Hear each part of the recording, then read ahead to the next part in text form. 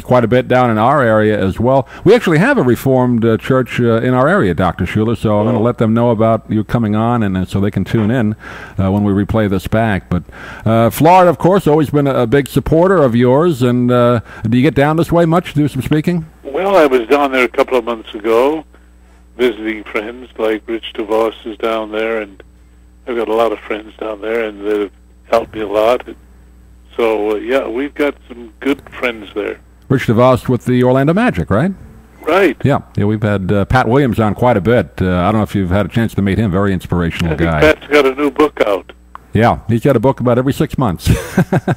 Very prolific writer. He's a great guest. We have him on our sports show all the time. Good. How about you, Dr. Schuller? What's your next book going to be about? My next book is scheduled to come out this year. It's quite totally different.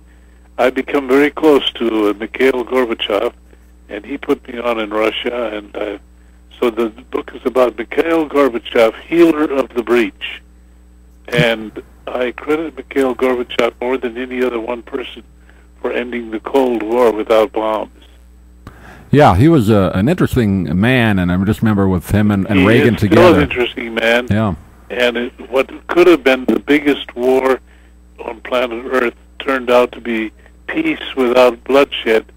And we owe that to Jesus Christ, because Mikhail Gorbachev is a very sincere follower of Jesus Christ.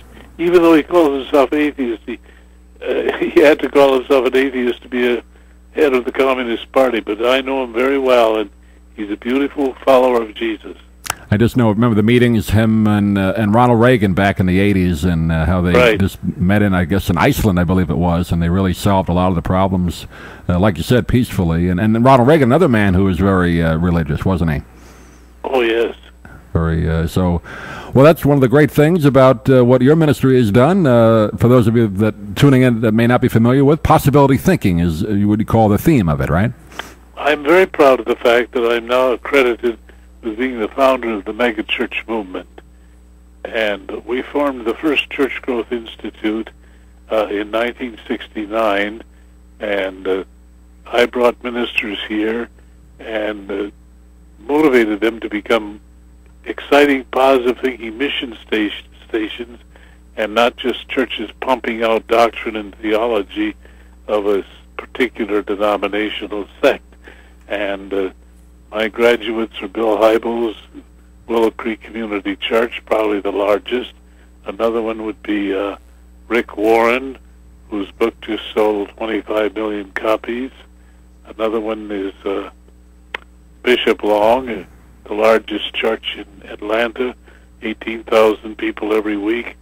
So we have made a difference in America by promoting ecumenical, positive thinking, Christ-following churches that are really going gangbusters. Yeah, I think that's great, and the Hour Power of Television show has done so much to get the word out, like you mentioned, overseas and in the communist countries and places that would never have an opportunity to hear your message, and I think that has been tremendous too as well. And I know from just a personal standpoint, my grandmother always watched you, and the last couple years of her life in the hospital. I think that's one of the biggest, maybe unsung parts of your show. People that are shut-ins can see it. That's so true. And that's why it's not just a 30-minute talking head. I'm just not I didn't want to just become, a famous preacher. I wanted to conduct a 1-hour ecumenical, upbeat, uplifting, televised church service. We open with a prayer. We have hymns. We have great anthems. And we limit our sermons to 20 minutes. So it's the oldest and the longest running and the most widely viewed completely televised church service, and I'm proud of that. And just for some of the folks not familiar, they can go to ourpower.org if they want to find out more about your organization and contributing. Right. They can do that, ourpower.org, and it's on weekly here in the Sarasota-Bradenton area. I believe it's on the Discovery Channel at 9 o'clock, and I believe it's on a station out of Tampa, too. We'll get the word out to the audience. But Dr. Schuller, always great to be able to talk to you. I'm glad we had an opportunity today, and when the next book comes out, I'd love to have you back on again. Thank you very much. We'll talk to you soon. Thank you, Doctor. Bye-bye.